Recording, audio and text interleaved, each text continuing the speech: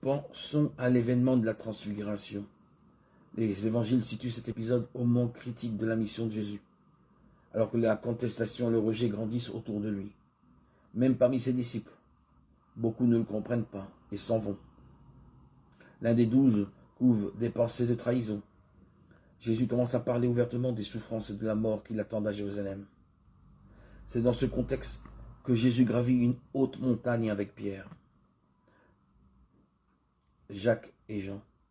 L'évangile de Marc dit « Et il fut transfiguré devant eux. Ses vêtements devinrent resplendissants d'une blancheur telle que personne sur terre ne peut obtenir une blancheur pareille. » Au moment même où Jésus est incompris, il s'en allait. Il le laissait seul, parce qu'il ne le comprenait pas. Au moment même où tout semble s'obscurcir dans un tourbillon de malentendus, c'est là que resplendit une lumière divine. C'est la lumière de l'amour du Père qui remplit le cœur du Fils et transfigure toute sa personne.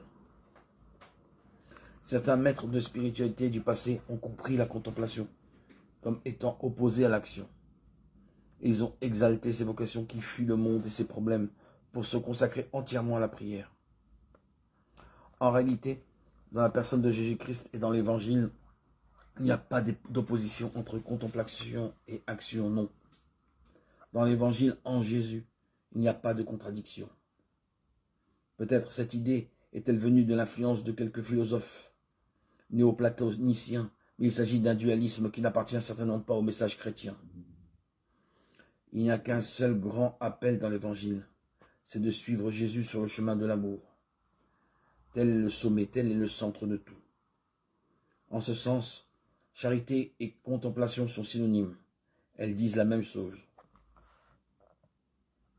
Un petit acte d'amour pur est plus utile à l'Église que toutes les œuvres réunies. Ce qui naît de la prière et non de la présomption de notre ego, ce qui est purifié par l'humilité, même s'il s'agit d'un acte d'amour isolé et silencieux, est le plus grand miracle qu'un chrétien puisse accomplir. Et tel est le chemin de la prière de contemplation. Je l'avise et il m'avise. Cet acte d'amour dans le dialogue silencieux avec Jésus fait beaucoup de bien aux assemblées.